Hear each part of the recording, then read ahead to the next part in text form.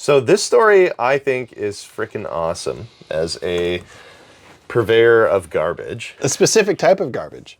A recycler out of Seattle, I think. Bellevue, Washington, picked up a bunch of aerospace artifacts from his local electronic depot. So what does it say here? Computer electronic parts dating back nearly 50 years were among a donation of items dropped off at a Bellevue, Washington location of Living Green Technology. Instead of the usual assortment of obsolete laptops, gaming consoles, and tangled cords, the lot was like a pristine engineering archive consisting of gold-plated prototype chips, raw silicone architectures exposed under glass, and experimental fiber optic cables used to pioneer early flight control systems. I really hope that stuff doesn't get stripped for the gold. I have a feeling like the fact that this made it to the news is that the person appreciates the find. I think if anyone was going to strip him for gold, they would have done it quietly and just thrown out the PCB afterward. You know what I mean? Yeah, that's fair. That stuff is so cool though. Like how do you even find out that that's what it is? Like if it's experimental. Well, you have to have the right eye, right? So like if you look at these PCBs and the traces all look like they're made out of gold. Like that's crazy.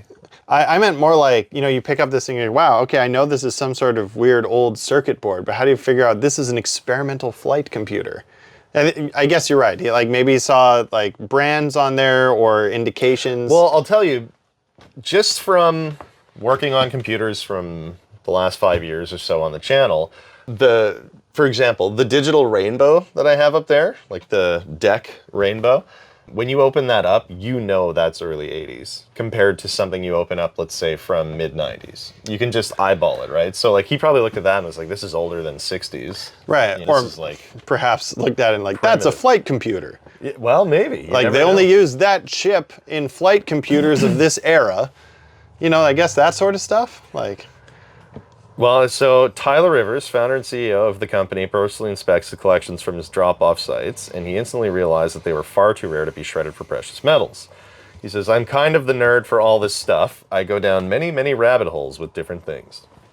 So I think they're going to be appreciated, which is nice to know.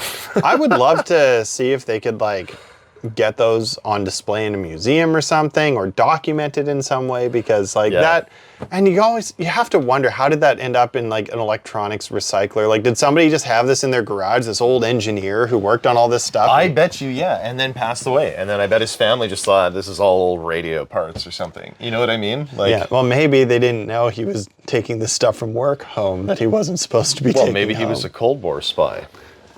Oh, a sleeper agent.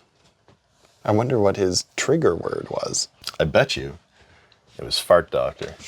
That's why he never went off, is because nobody said fart doctor, right? Well, it's not a common phrase. Yeah. Is that where you got the shark survival kit? No, that was Timu.